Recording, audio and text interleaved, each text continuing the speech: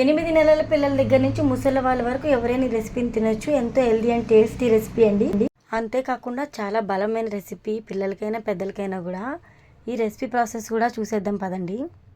ముందుగా ఒక mixing bowl అయితే తీసుకొని అందులో అయితే మనము పప్పు అయితే తీసుకోవాలి. అంటే మనకి నచ్చిన పప్పులు తీసుకోవచ్చు ఏవైనా కూడా. నేను ఇక్కడ కందిపప్పు, పెసరపప్పు, అలానే పచ్చిశనగపప్పు తీసుకున్నాను. నేను ఇక్కడ ఒక గ్లాస్ని అయితే మెజర్మెంట్గా పెట్టుకొని ఆ గ్లాస్ ద్వారా అయితే నేను కొలుచుకొని అయితే వేసాను అనమాట. ఒక గ్లాస్ తీసుకొని అందులో మనమైతే బియ్యం తీసుకోవాలి. కరెక్ట్గా అదే గ్లాస్తో పప్పు కూడా వేసుకోవాలి. పప్పు అంటే 3 రకాల పప్పులు కలిపి ఒక గ్లాస్ అయితే వేసుకోవాలన్నమాట. నేను ఆల్రెడీ చెప్పాను కదా, నేను ఇక్కడ శనగపప్పు, కందిపప్పు, అలానే పెసరపప్పు తీసుకున్నాను. 3 కూడా ఈక్వల్ క్వాంటిటీలో తీసుకోవాలి. ఒక గ్లాస్ నిండా తీసుకోవాలి.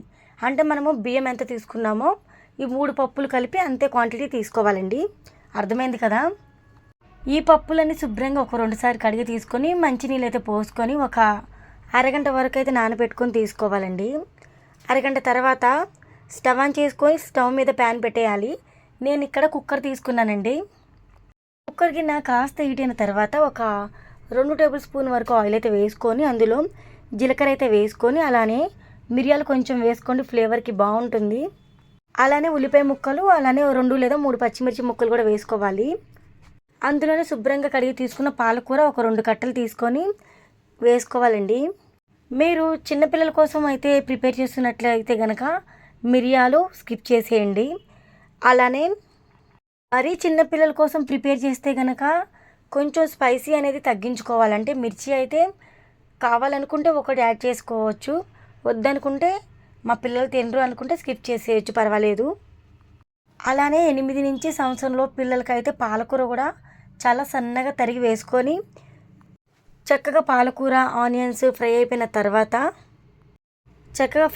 తర్వాత మనము ఏ గ్లాస్ అయితే తీసుకున్నామో పప్పు బియ్యం కోసం అదే గ్లాస్తో వాటర్ అనేది యాడ్ చేసేసుకోవాలి. మనం ఇక్కడ 2 గ్లాసులు అయితే తీసుకున్నాం కదా. ఒక గ్లాస్ ఏమో పప్పులన్నీ కలిపి తీసుకున్నాం, ఇంకో గ్లాసులు ఏమో బియ్యం తీసుకున్నాం కదా. నేను ఇక్కడ సోనా మైసూరి రైస్ అయితే యాడ్ చేశానండి. ఈ ప్లేస్లో మీరు అంటే బియ్యం ప్లేస్లో మీరు మీకు నచ్చిన రైస్ ఏదైనా తీసుకోవచ్చు. ఇప్పుడు 2 గ్లాసులు అయింది కదా పప్పు బియ్యం కలిపి. సో మనం ఇక్కడ 5 గ్లాసులు వాటర్ అయితే తీసుకోవాలండి. కరెక్ట్గా సరిపోతాయి 5 గ్లాసులు వాటర్ అయితే పోసేసుకోవాలి. వాటర్ పోసుకున్న తర్వాత ఎసరు కాగుతున్న టైంలో మనము ఉప్పు కూడా యాడ్ చేసేయండి. ఎందుకంటే పాలకూరలో ఉప్పు అనేది కొంచెము ఉంటుంది, సోడియం లెవెల్ ఉంటుంది కాబట్టి మనం ఉప్పు అనేది కొంచెం తగ్గించే వేసుకోవాలి. ఆ తర్వాత ఇలా ఎసరు అనేది చక్కగా కాగుతూ ఉంటుంది. అలాంటి టైంలో మనం నానబెట్టిన పప్పులు బియ్యం కూడా యాడ్ చేసేసుకోవాలి. ఆ తర్వాత మనము కుక్కర్లో ఉడికించుకుంటున్నట్లయితే కనుక విజిల్ పెట్టేసి ఒక 4 విజిల్స్ వచ్చేంత వరకు కుక్ చేసుకోవాలి. మీడియం ఫ్లేమ్లో ఉంచేయాలి మంటని. ఆ తర్వాత మనము కుక్కర్ విజిల్ అయితే తీసి చూస్తే కనుక ఈ విధంగా అయితే ప్రిపేర్ అవుతుంది.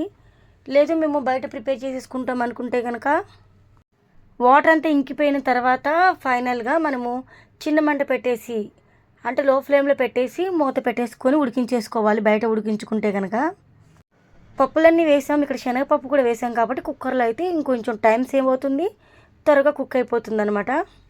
సో హెల్దీగా మరింత టేస్టీగా నేను ప్రిపేర్ చేసిన కిచిడి మీకు నచ్చితే కనుక వీడియోకి లైక్ ఇవ్వండి. ఇలాంటి రెసిపీస్ కోసం ఛానల్ని సబ్స్క్రైబ్ చేసేయండి.